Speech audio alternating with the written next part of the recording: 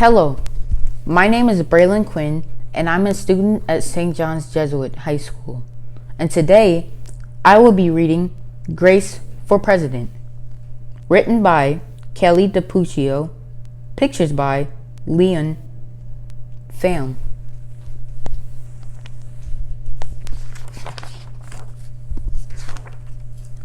One Monday morning in September, Miss Barrington wrote out a big poster with all the president's picture on it. Grace Campbell could not believe her eyes. Where are all the girls? That is a very good question, said Miss Barrington. The truth is, our country has never had a woman president. No girl president? Ever? Grace asked. No, I'm afraid not, said Miss Barrington. Grace sat at her desk and stewed. No girls? Who'd ever heard of such a crazy thing? Finally, she raised her hand. Yes? Grace? I've been thinking it over, and I'd like to be president. Several students in the class laughed. Well, I think that's a star-spangled idea. Grace, said Miss Barrington. In fact, we can have our own election right here at Woodrow Wilson Elementary.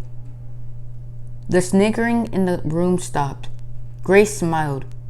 Would anyone else like to run for president?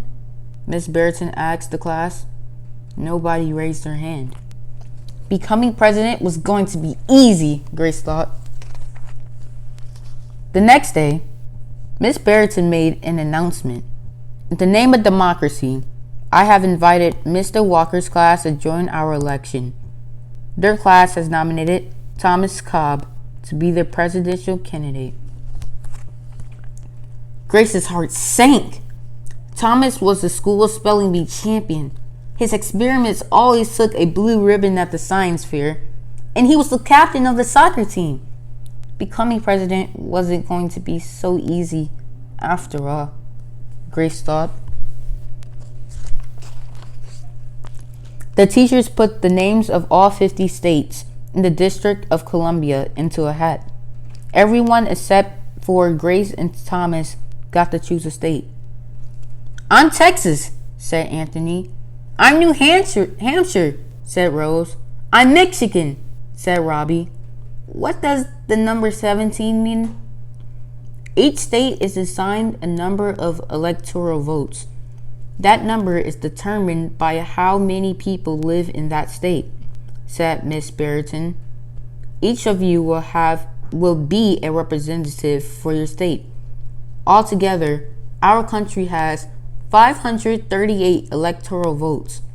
Mr. Walker explained. On election day, the candidate who receives 270 electoral votes or more wins the election. Why 270? Asked Rose.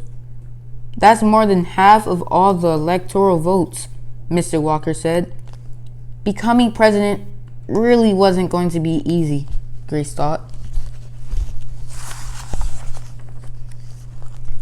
Grace came up with a campaign slogan.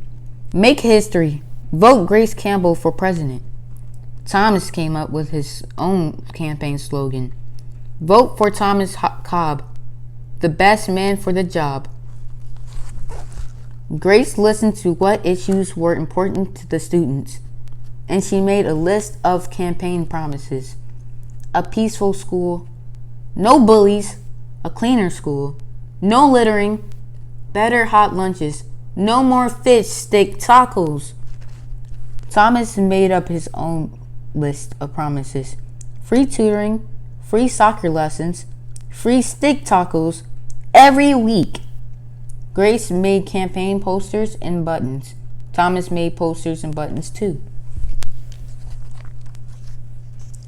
Each week, the teachers set aside time for the candidates to meet with their constituents. Polls were taken. Voters were making their choices. Grace continued to campaign. At recess, She gave speeches. During lunch, she handed out free cupcakes. After school, she held rallies.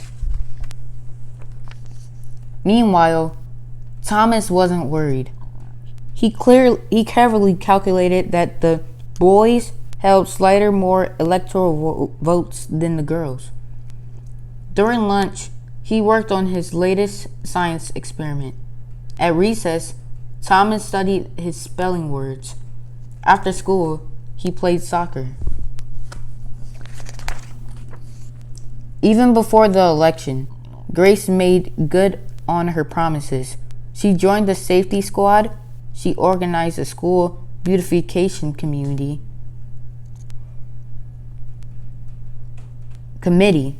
and she volunteered her time in the school cafeteria.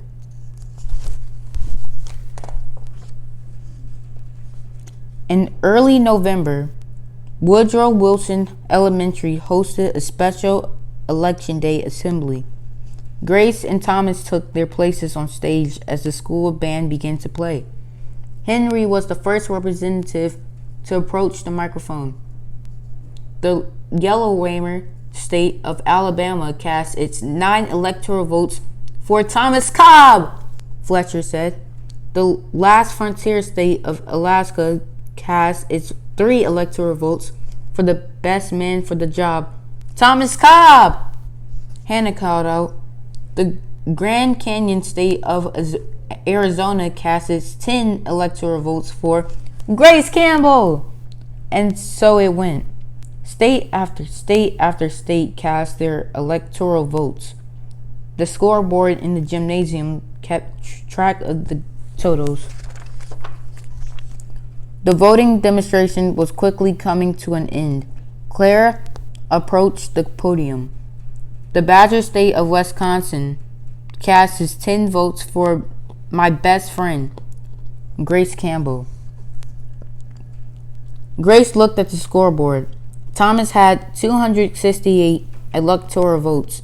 She had 267. There was only one state still uncounted for. Wyoming. Thomas grinned. Grace felt sick. Sam walked up to the microphone. He looked at Thomas. He looked at Grace. He looked down at Grace's handmade flag. Sam didn't say a word. "What are you waiting for?" Thomas whispered. The band stopped playing. All eyes were on Wyoming. Finally, Sam cleared his throat. The equality state of Wyoming cast its 3 electoral votes for Grace Campbell! The gymnasium erupted in loud cheers and a few boos. Miss Barrettson approached the podium with 270 electoral votes. The winner is Grace Campbell. Thomas looked stunned. Grace hugged Sam. "Why did you do it?" she asked. Sam handed Grace his flag. "Because," he said, "I thought you were the best person for the job." The following week, the students in Miss Barrettson's class were preparing for their career day presentations. Grace volunteered to go first. She stood at the front of the room and glanced at the poster still hanging on the wall. "My name is Grace Campbell, and when I grow up, I'm going to be President of the United States." This time, everyone believed that she would.